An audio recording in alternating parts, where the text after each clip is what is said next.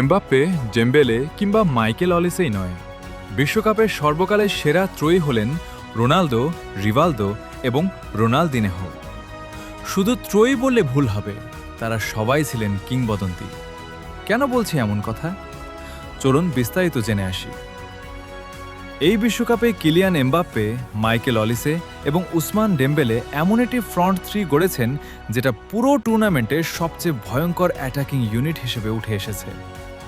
Mbappe ইতিমধ্যে ৮ গোল করে golden বুটের দৌড়ে এগিয়ে গিয়েছে।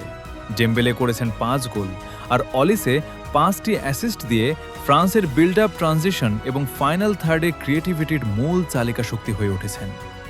তাই অনেকেই প্রশ্ন তুলেছেন, এটাই কি বিশ্বকাপ ইতিহাসের সেরা আক্রমণ ভাগ? প্রশ্নটা অবশ্যই যৌক্তিক, কিন্তু ইতিহাসের সেরা ত্রয়ী হতে গেলে শুধু একটি দুর্দান্ত বিশ্বকাপ খেললেই হয় না। ইতিহাস বিচার হয় সবচেয়ে বড় মঞ্চে ধারাবাহিকতা, প্রভাব, নকআউটে ম্যাচ জেতানোর ক্ষমতা, ব্যক্তিগত পারফরমেন্স এবং শেষ পর্যন্ত বিশ্বকাপ ট্রফি জয়ের মাধ্যমে। আর এই জায়গাতেই রোনালদো নাজারিও, রিভালদো এবং রোনালদিনহো এখনও সবার থেকে আলাদা। ২০০২ সালের ব্রাজিলের থ্রিয়ার্স ছিল এমন একটি ফ্রন্ট থ্রি যেখানে প্রত্যেকের আলাদা ট্যাকটিক্যাল ভূমিকা ছিল। রোনালদো ছিলেন বক্সের ভেতরে সবচেয়ে ক্লিন ফিনিশার, যিনি line breaking run, one on one এবং ট্রানজিশনে প্রায় অপ্রতিরোধ্য ছিলেন। রিভালদো খেলতেন ফ্রি রোলে। তিনি শুধু সেকেন্ড স্ট্রাইকার ছিলেন না, মাঝমাঠ ও আক্রমণের মধ্যে সংযোগ স্থাপন করতেন, বল ধরে রাখতেন, ফাইনাল পাস দিতেন, আবার নিজেও নিয়মিত গোল করতেন। আর রোনালদিনহো ছিলেন প্রথার সবচেয়ে ক্রিয়েটিভ ফুটবলার। তার vision, dribbling, through ball, positional rotation এবং আনপ্রেডিক্টেবল ডিসিশন প্রতিপক্ষের ডিফেন্সকে মুহূর্তেই অগোছালো করে দিত। পরিসংখ্যানও এই দাবির পক্ষে কথা বলে। ২০০২ বিশ্বকাপে রোনালদো করেছিলেন ৮ গোল এবং গোল্ডেন বুট জিতেছিলেন। রিভালদো করেছিলেন ৫ গোল।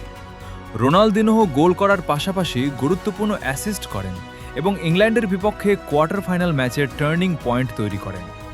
এই তিনজনের সরাসরি অবদানেই ব্রাজিল অপরাজিত থেকে বিশ্বকাপ জিতে ৫ম শিরোপা জেতেন। শুধু পরিসংখ্যান নয়, নকআউটের সবচেয়ে কঠিন ম্যাচগুলোতে তারাই পার্থক্য করে দিয়েছিলেন।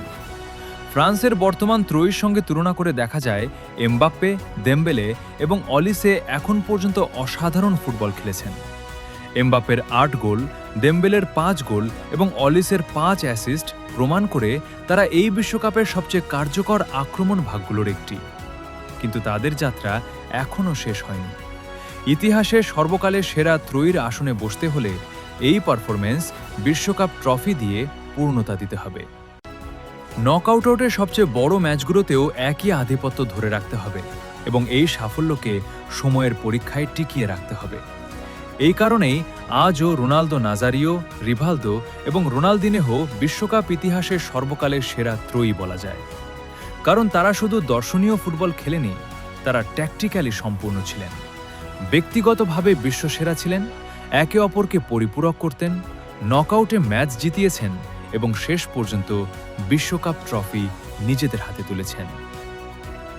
প্রতিভা অনেক ত্রয়ীর ছিল, কিন্তু প্রতিভা, ট্যাকটিক্যাল ভারসাম্য, ব্যক্তিগত আধিপত্য এবং বিশ্বকাপ জয়, এই ৪টি বিষয় একই সঙ্গে যেভাবে 3Rs অর্জন করেছিলেন, ইতিহাসে খুব কম আক্রমণভাগী সেই মানে পৌঁছাতে পেরেছে।